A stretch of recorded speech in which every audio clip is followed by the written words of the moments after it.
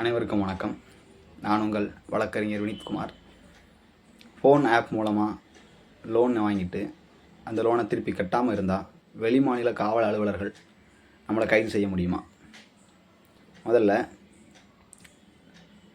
Loan வாங்கிட்டு அதை நம்ம கட்ட முடியாமல் இருக்கும்போது பேங்க் சைடில் என்ன பண்ணுறாங்க அப்படின்னா, கல்கத்தா, மகாராஷ்டிரா, டெல்லி அந்த மாதிரி மெட்ரோபாலிட்டன் மேஜிஸ்ட்ரேட் கோர்ட்டில் கம்ப்ளைண்ட் கேஸ் ஃபைல் பண்ணி நம்ம மேலே வாரண்ட் வாங்கிட்டு நம்மளை அரெஸ்ட் பண்ணுறதுக்காக போலீஸ் அனுப்புகிறாங்க.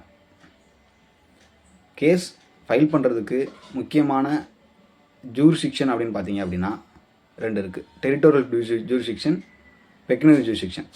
டெரிட்டோரியல் ஜூரிஸ்டிக்ஷன் அப்படின்னா நம்ம வாழும் இடம், அதாவது பிராந்திய அதிகார வரம்பு. 2வது பணம் சம்மந்தப்பட்ட அதிகார வரம்பு.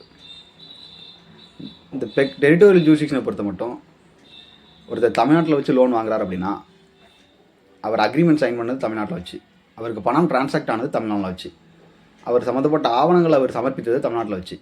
அப்படின்றப்போ அவர் மீது தமிழ்நாட்டில் மட்டும்தான் அவங்க வழக்கு தொடுக்க முடியும். மாறா வெளி மாநிலங்களில் வழக்கு தொடுத்தாங்க அப்படின்னா அது செல்லாது. இது ஃபோரம் ஷாப்பிங் அப்படின்னு சொல்லப்படுறது. இது குறித்து உச்சநீதிமன்றம் பிப்ரவரி 13, 2025 ஒரு அறிவிப்பை வெளியிட்டிருக்காங்க.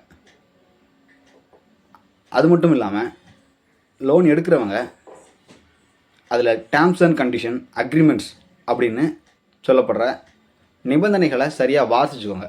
நம்ம மீது எங்கே அவங்க வழக்கு தொடுக்கலான்னு அதுலேயும் மென்ஷன் பண்ணியிருப்பாங்க. இதெல்லாம் பார்த்துட்டு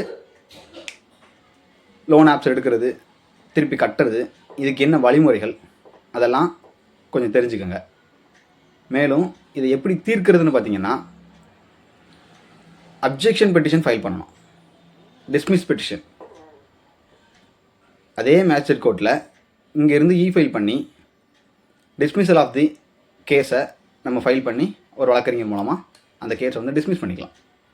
நன்றி, வணக்கம்.